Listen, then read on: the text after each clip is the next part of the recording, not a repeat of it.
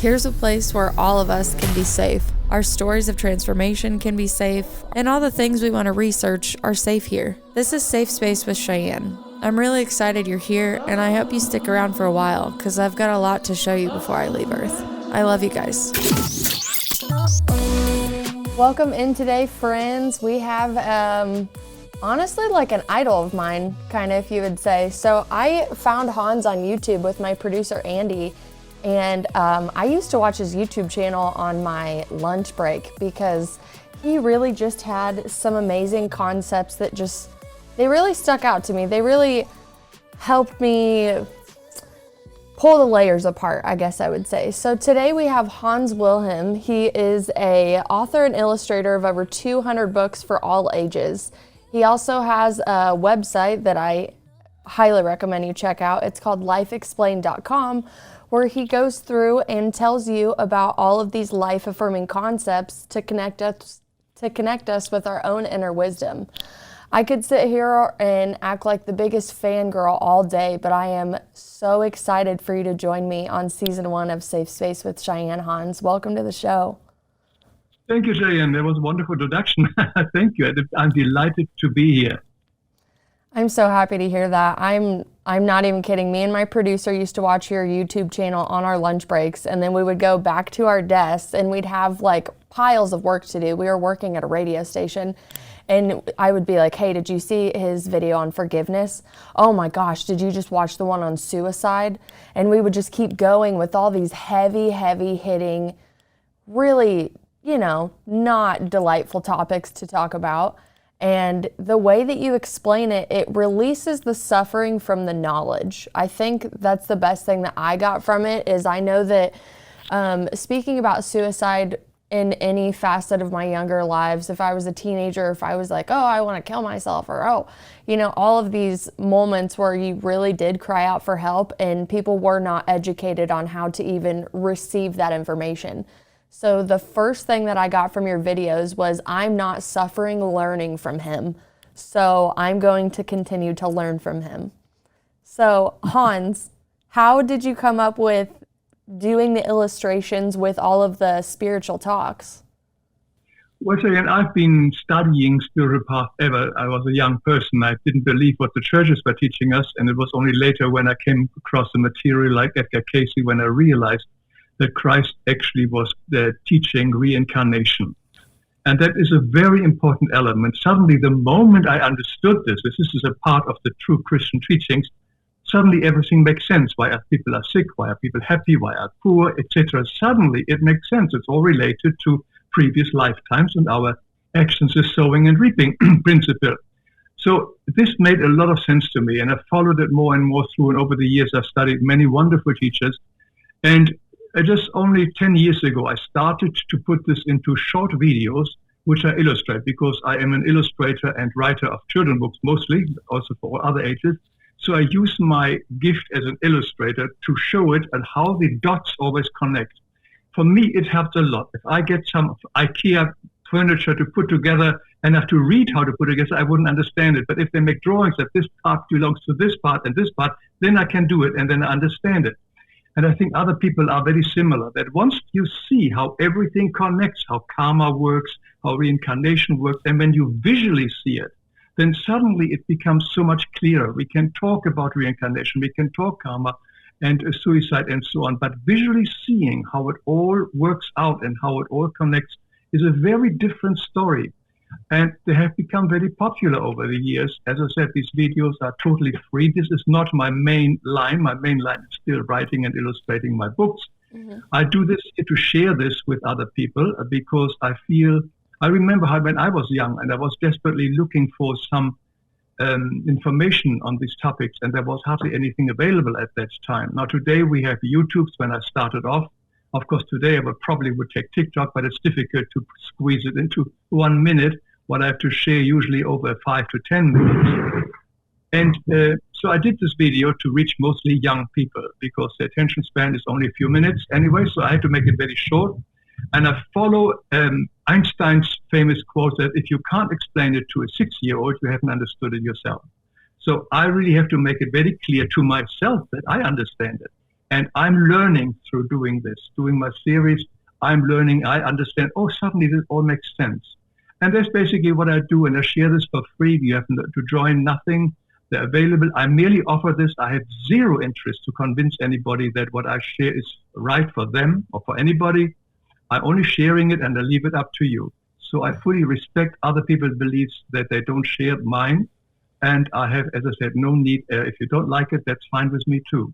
So that's where I come from. And that is the basic story of my videos on lifeexplained.com.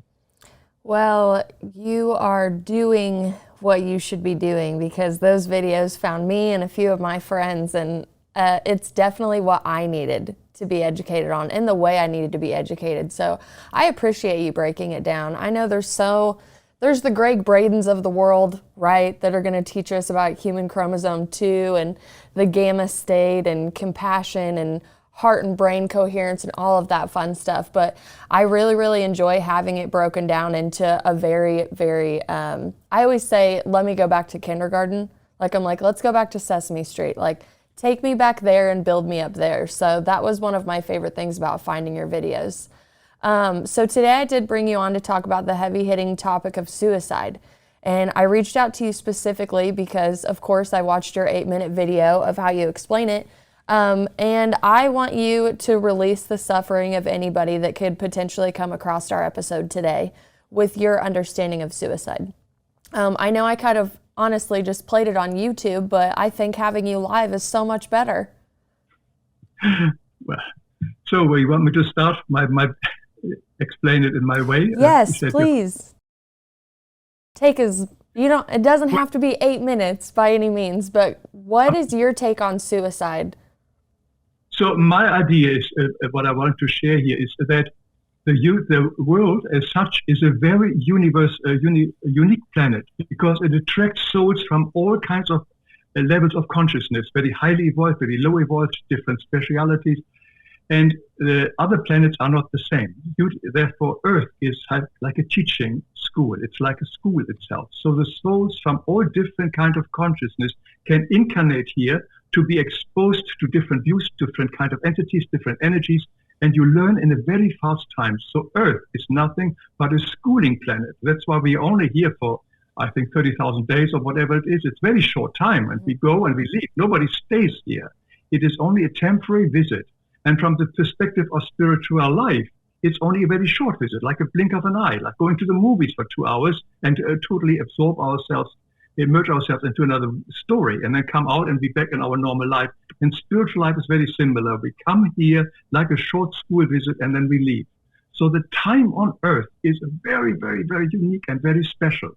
And souls come here for various reasons. They either want to learn something, they want to develop certain skills like love and compassion, or they want mostly to clear out their old karma, which means they're coming together with other souls with whom they have something to work out. So this is the main purpose. Unfortunately, there are not enough bodies to incarnate here because of abortion, as well as sexual prevention. We don't have enough bodies. Therefore, it's a shortage of bodies. So to come here and to find a body to incarnate with is a privilege. So the point number one I was making across is to be here is a privilege. It doesn't look that way. For many people, surely life is awful. It appears very awful. But so does school at times. If you suddenly go to Yale and NYU and so on, it's very tough. It's really tough classes there. And this is also what happened to many people here who go through a very difficult time. And the thing is, before we incarnate, we are usually shown our major tasks here on Earth by our guardian spirit, like, for instance, the things we want to overcome. We also shown certain kind of critical moments which we might have, where challenging moments, where life can be extremely hard for us and difficult for us. All these we knew in advance. Most people are not incarnating without having said fully yes to the life we are having here. There are some exceptions. There are some souls which press themselves for incarnation. They force themselves because they want to go back to Earth and live out their mostly lower kind of life. But most of us are here to learn and to face the karma, which is the drama of our past, and clear it up. So point number one is it's a privilege to be here, even if it doesn't look that way. And because it is such a difficult school and such a traumatic school at times, we really feel like checking out. I think for everybody who lives long enough must have had thoughts of suicide. It wouldn't be quite normal. Never mind how wonderful your life is, but there are moments of challenging moments where it says, I don't want to deal with it. I want to get out of it. But hopefully, thank God, not many people act on it. It's the same like any other thought, something you have a sexual temptation and so on. You may have it in your thought, but you don't act on it. You do a lot of thoughts we don't act on. And suicide is also one of these which come sometimes to us and we just let it pass and move on. But some people, unfortunately, really work on this thought more and more and sometimes get deeper and deeper into the possible solution, which they think is a solution of cutting down your life short here and just getting out of it. And there are, of course, many, many reasons why they do that. Sometimes because they really can't take the pain anymore, the loneliness anymore. Sometimes just even to teach the lesson to their parents or anybody else who they think has harmed them. So the reasons for suicide are manifold. And I'm not a therapist, and therefore I don't want to go too much on the psychological reasons why many people do this. But I want to speak mostly about the spiritual side. So from the spiritual side, we can be on a very, very low energy. And this is also a time when sometimes negative forces, I would call negative entities, can even jump as well and really drain us even more. It makes it even worse. The vicious circle, it gets more and more, and we feel more and more drained. The drainage can come from spirit beings who are really attaching themselves to us. And it's very helpful to us to really try to get out of this as much as possible. There are a lot of different ways how a therapist would probably help a client to get out of it. That's why I always recommend go either to the ER room, phone the suicide helpline if you're serious about it, or go to a therapist if you can. But something simple, something like this, really something ridiculous, but it does help physically, is exercise. Is making a very brisk walk, heavy breathing and so on, just to get out of this negative funk.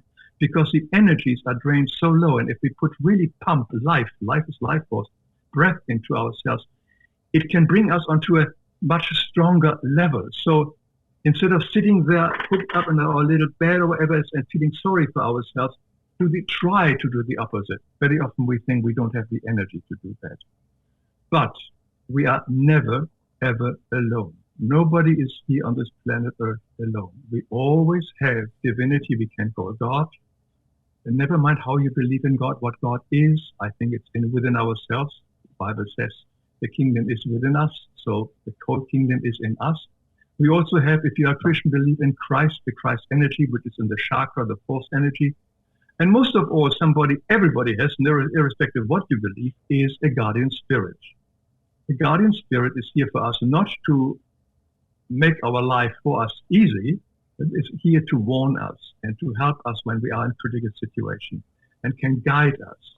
And I've found it over and over again, if you read the comments on my videos, particularly on the suicide and similar videos, they often stumble, I happen to stumble on your videos.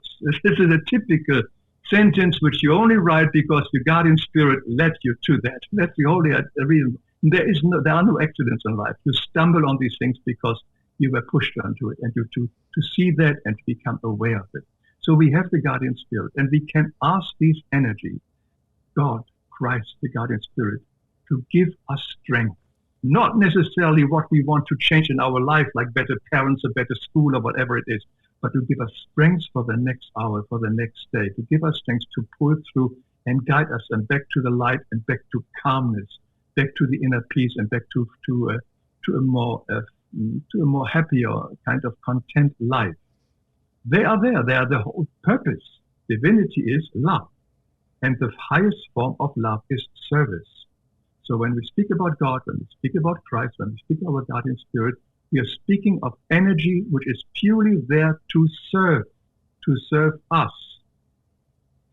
And that we can always claim, always ask for, and they will be there and they will guide us and they can continue us. So that is a rough outline how I would do this, but now you may have some question, we can be more specific and whatever you feel you like to go. Well, I'd like to point out something that you said in your suicide video from YouTube. And you were talking about how, before you have the soul contracts, right? So say you're supposed to be here for like 80 years. but you decide to commit suicide at 65. You said that the soul could potentially go into limbo. Would that be referencing the astral realm? Or like what? I guess like to pull apart where the soul goes, like what density or dimension does the soul go into to await the finale of the soul contract?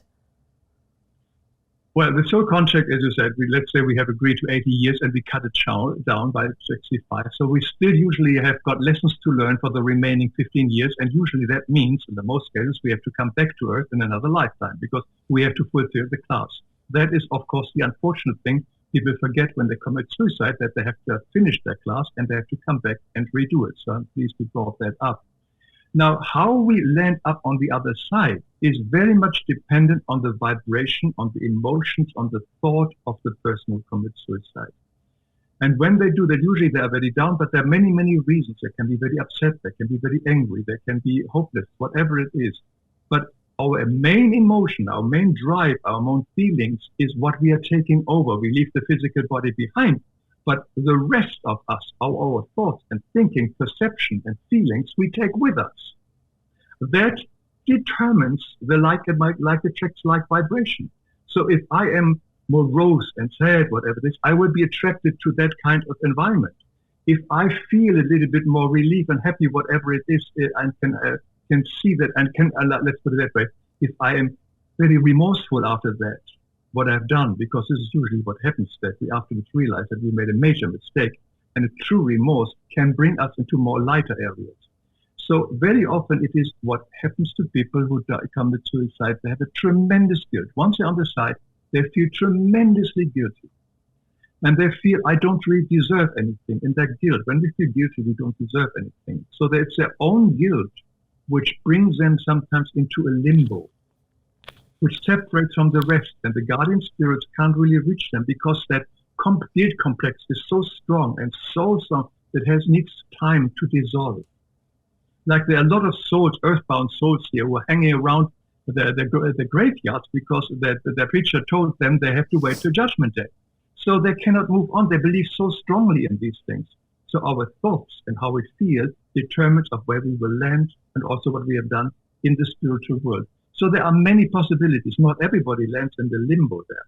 But one thing is for sure, most of them have to come back to fulfill their contact or what they had in mind to fulfill in this lifetime, in another lifetime. So have to start all over again, be a baby, go to school, etc., just to face a similar situation, which can take sometimes thousands of years before this comes again, because it implies that maybe we need to interact with a certain soul whom we have harmed or they have harmed us in a long time previous lifetime.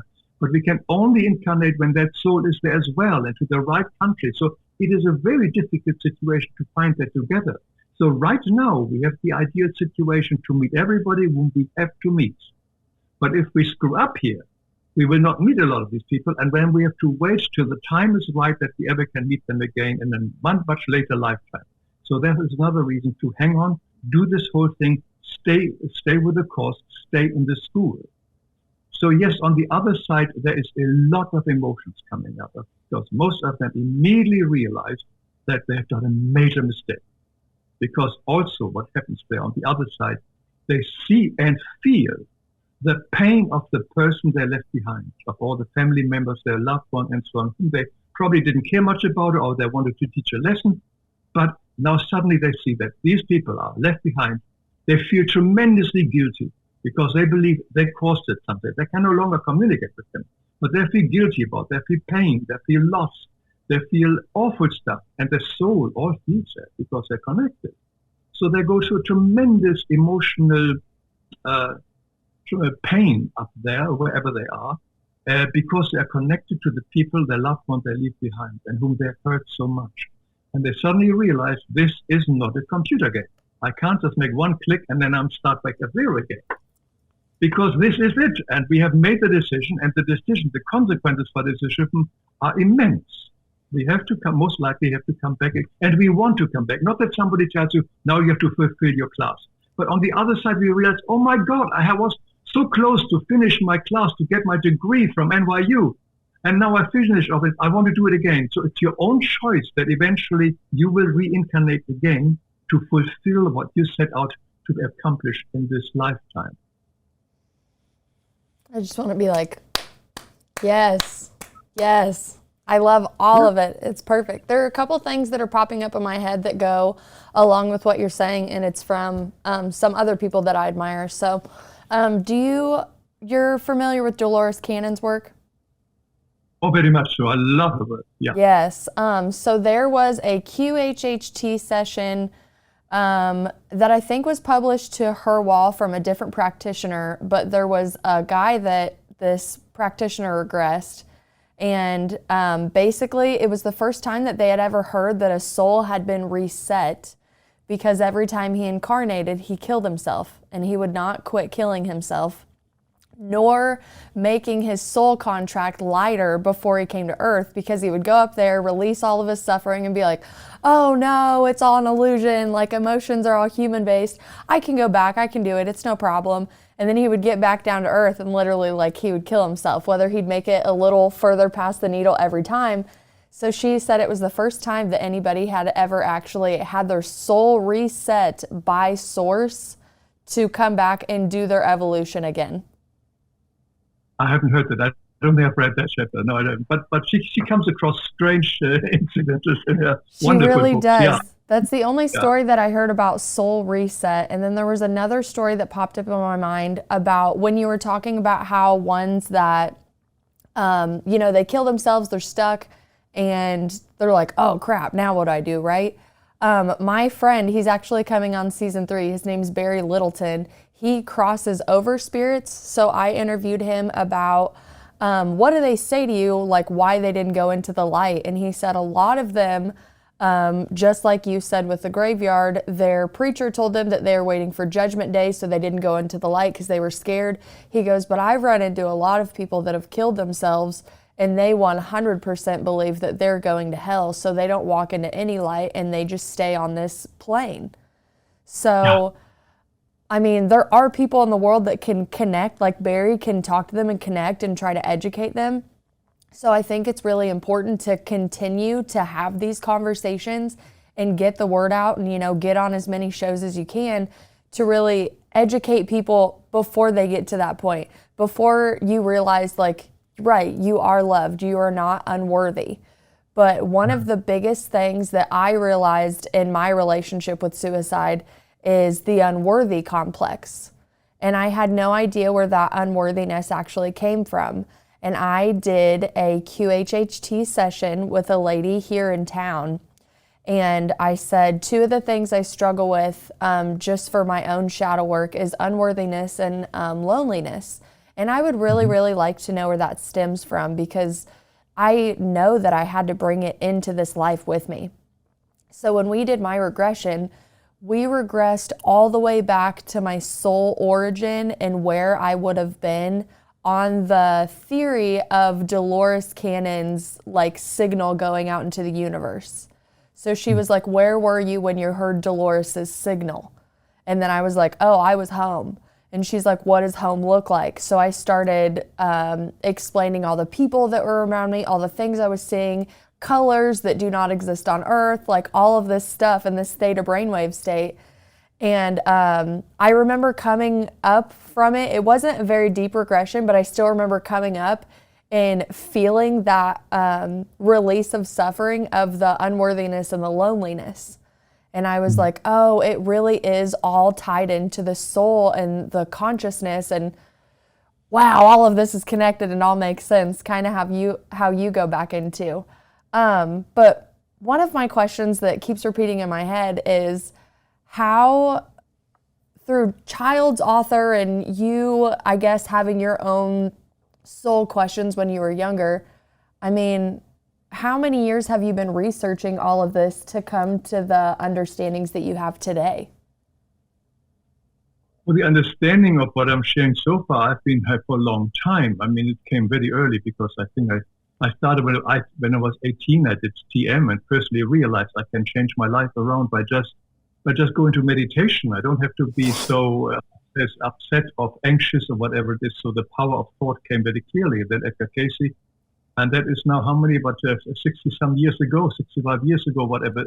It is a long time when I started. So it came over the years, and more I learned it, and the more I studied it, the more I found it more confirmed. So this works for me. As I said, it doesn't work for everybody else, but I only share my understanding, and I'm learning continuously. I don't have a gift of channeling. I have no way any spiritual kind of special gift. I just understand it because I wanted to know about it. And once I saw, and what I learned over time, the most important thing I learned here as well is God is ingenious simplicity. It is not complicated. All the things which I have on my video, which are the important things of life, why we are here, where we are going, are very simple, straightforward. There are no secrets. We don't have to study for years and years some very thick books. The answers are all in us. It's all very clear and very straightforward. God does not hide from his children anything. So we can learn it all and we can grasp it all, and the answer is always love. It is sort of whatever we do, we are only here to love. That's the main reason. I mean, it's a very sort of sound way, but it is what it is. This is why we are here. We are here to learn to love again, because that is our original default setting. And we have learned, forgotten over the years, from incarnation to incarnation. We have done a lot of unloving stuff. And we just have to clear it up and learn from it and then move on and to become love again. The highest vibration is love, and we are slowly going back to the highest vibration from where we once came. So your video where you did like the 7 layers out, right, where we all fell from creation and then we kept falling further away from vibrations, and then you put where Christ came in and was supposed to help push us back, and all of these other people, that was playing in my head literally as you were saying all of those. I'm telling you, I studied your YouTube for over a year. It really, really helped me. I mean, like, I love reading the thick books, don't get me wrong, but your short videos, direct and to the point, you're right, it's not hiding in some ancient text that you have to go find anywhere. It really is inside of you. And I know that on my short journey that I'm on learning all of this stuff, I still get hit with that constant thought of, oh yes, this is a good read, this is a good video, this is a good article, but man, it really is inside of me. I do need to sit down. Meditation has been one of the greatest things for my mind, so I love that you brought that up. And I love that all of your basis is love. I think like the end of the episode is like a compliment train for you now. But I did want to ask you a question. I pulled a line out of one of your videos, but it says comfort and evolution don't go together. So with us coming here and learning all of our lessons, how do you personally balance your personal evolution while sustaining a human comfort zone? Oh, I have my challenges too, Jayan. We all have our challenges. Every day we have got some challenges we have to deal with. I do, of course, my ego wants the comfort zone. I balance it well. I have my comfort zone. But the challenges are there all the time. We all have a different form of challenges. But this is the point I bring also out in my video on suicide. Before we incarnate, we know the challenges, the big challenges which we have to face. Not all the details, but the major ones. But we also know that we are strong enough to master them. We do have enough strength. Nothing is given to us for which we have not a matching strength. So every challenge which we have, we are strong enough to face it. We may not feel that way when we are in a suicidal mood. We think this is too much for us. But on the contrary, we have the strength. And as I said earlier, we can also rely on the strength given to us from the spiritual world to make it happen. So no, I do have my challenges too, trust me. Oh, definitely. Definitely. We're all about getting a little vulnerable here and getting an inside look on everybody too. So I'm glad that you shared a little bit. My goodness. But therefore, we do have the comfort in a school, in a really hard school, which we are here on planet Earth. Comfort wouldn't bring us anything further. It is a challenge sometimes for us to really see something different, to clear something up. So in this world of contrast, we are living in a world of contrast, which is not the absolute reality. But here's all contrast, good and evil, black and white, etc., etc. There we do have the constant tension between the two. And that is where the discomfort comes from our challenges. In the absolute reality, evolution takes place, but not in the painful way as we have it here. Because there is no karma, there's always a permanent now. But pain and suffering comes only in the temporary reality, in the separation, the Maya, in our illusion where we are living right now. And that's where we have all these negative emotions which we have to deal with and sort out and clear up to return back to love. And you have a new video out about negative energy. I'm just making a video actually that it's called How Your Negative Thoughts Can Kill Other People. So that's an interesting kind of subject, how our negativity, how our negativity can affect other people, and they can then do negative things and even kill people and so on. And then we are co-responsible. So how important it is to keep our mind and our thinking pattern as positive as we ever can. Nobody can always be positive. No, it doesn't make sense. But when we catch ourselves to be in a kind of grumpy mood, negative mood, and so do something practical, jump up and down, do some deep breath and whatever. There are many different simple things we can do, but don't indulge in all these negativities, because thoughts are living entities. I have a video on that one, and they are like attracts like. They're whirling around everywhere where we go, and they're finding people who have similar vibration, and they make issues bigger than they need to be and they should be. So that is just one of the new videos which I think I will release in 2 weeks' time. Something. I am very excited to see anything new that you produce, but that video is right up my alley because I speak energy. I study yoga and Reiki on my time off, air quotes, right? And energy and the thoughts and reprogramming your brain. I mean, it's all I live for these days to do and get away from. And I still, like you said, have challenges. I've had a suicide buddy my whole life. My stepmother and I have really just banded together. And when we have those thoughts, we're just like, we don't ever like judge or question each other of why, or come in like overbearing, like, oh, you're loved, you don't need to have those thoughts, or, oh no, we don't talk like that. You know, like we were really like, okay, so let's really figure out what is pushing on what part of our brain, what part of our body, what chakra is blocked, what inner child issues coming into play. Like so many modalities have helped me really hone in and figure that out. But I've always found out that like I've had that little button in the back of my head since I was a kid. And I think that's probably why the topic of suicide in general just fascinates me and all the different perspectives. Yours, again, releases my suffering while I study it. I don't feel guilty for having the thoughts when I listen to your research, which is why I'm so grateful that, one, you're doing what you're doing, but then we get to be here too. And to keep this compliment train going, I did write down a couple of my favorite videos that you did, even though you have like about 150 of them. But I love How Karma Works. I love the one on forgiveness, especially when you put the person in jail in the illustration. Oh man, I cut so many cords that day when I watched that video. I was like, oh, I refuse to guard these people. And again, studying energy, you understand that every word you speak, every interaction you have, you're tying a cord to somebody, especially those negative ones. So just, again, you're right, watching the illustrations, I'm telling you, I have a selenite knife right here, and I use it all the time in my meditation to do all my cord cutting. And that day, I just felt like a massive amount of relief. So that video, for one, love the forgiveness one. I recommend it to everybody who is even like, oh, I got into a fight with my friend. I'm like, well, listen to Hans Wilhelm's video on forgiveness, and you will quit being mad today. I promise you. 5 facts about soulmates. Probably one of my favorite. And it's because it really tests my core beliefs that I too have been studying for about 11 years on the soulmate, twin flame, just soul concept topic.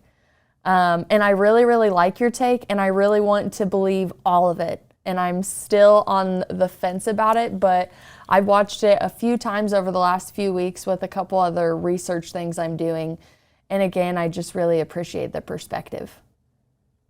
Thank you. All the kind words you have, I pass on to where I get it from. It all comes from up there. So I just only draw this stuff. So whatever you say, all the things I pass on to the source where it all comes from. Like your work as well, your energy comes from, and so on. So we just share the energy that is given to us hopefully that other people get touched by it and get a little bit more into the light. That's all that's needed, just to step out of it. Sometimes we just need one word, one smile, and sometimes to leave behind the negativity, the vibration. That's all which sometimes is necessary. That sometimes is the only reason why people incarnate, just to give one smile to a stranger in the street. And that smile can change their life altogether. So the reason why we are here is not always such a big thing. Sometimes it's just a smile. I'm going to skip my tree branching story of when that has happened to me multiple times, but I love how you just said maybe some people just reincarnate here just to make somebody else smile. That's beautiful. That's so beautiful. Carolyn Mice tells a wonderful story about a young girl and a teenager wanted to commit herself suicide, and she planned it for days. And one day from school, she walked home, and she was sure this afternoon I'm going this. And she was crossing the street, and suddenly a car came and stopped right in front of her, nearly would have knocked her over. And she looks up, and there was this woman driver in an SUV, and she had this broadest and warmest and happiest smile. And that went right through that young girl. And it did everything to her. And she left the street, and she just never committed suicide as far as at that time. It changed. The smile suddenly got her out of her negative funk. Right, That smile saved a life. That's why I'm saying sometimes it's only a smile which is needed to change somebody else's life. I always think people that smile at strangers are the kindest people. And I used to have my glasses on and, everybody looking at everybody, but I would never smile just because I was a little scared and introverted. And now I really try to smile at everybody. And after COVID, people get a little weird about it still. They're just like, why are you smiling at me? I'm like, because I love you. I love everybody. I'm a golden retriever in a human body. So, That's a lovely one, yeah. Yes. So before I wrap up, I do want to read your quote. It will be all over my social media, but I wanted to make sure that it got on the episode as well because I identify with this profoundly. You said, my wish is to inspire viewers to explore spirituality and to look at the bigger picture perspective of their life. When we see how everything fits together and there are no mistakes, we will begin to grasp the perfection and the love that is the foundation of everything. Bravo. Thank you, Cheyenne. Yes. Do you have anything else that you would like to say to all of our viewers and all of our friends today? Anybody out there that might be having a hard time, you can be like, hey, don't give up. The one thing is we are here to love, and love is not a feeling, love is a decision. That's very important. We decide to love. We can love anybody without any purpose. That's one. Second thing is be grateful. Find a smallest thing where you can be grateful for. The tiniest little thing. Maybe count your blessing, that old song, but be grateful, be grateful. And the last one, you are never, ever, ever alone. So I think three things where we can sort of maybe focus if we wish to. Those are all perfect. Gratitude, knowing that you're not alone, and wow, just we are love. That's my favorite. All right, well, before we get out of here, I do always share music with all of my friends, and I share music I love, and I share concert experiences that I've had. And one of the recent concert experiences I had was at Hollywood Casino Amphitheater in Maryland Heights, Missouri, and me and my concert family went to go see Dead & Company, which are the rest of the members and a couple extra members of the original Grateful Dead. So we are going to showcase the track, what is it? Black Throated Wind. It's on the original Steal Your Face album that came out in 1976. But we're going to hear a little clip of Bob Weir getting into it with John Mayer as we head out of the episode. So I just want to say thank you. Thank you so much for coming on. I hope you can come on and share your knowledge again. And you know that I will obviously be sharing your videos more because you've been my lunch date for a while, Hans. I really appreciate it. Thank you, Cheyenne. Thank you so much for asking me on this program. I really enjoyed it. Thank you. I love it. Stay tuned for the music, bud.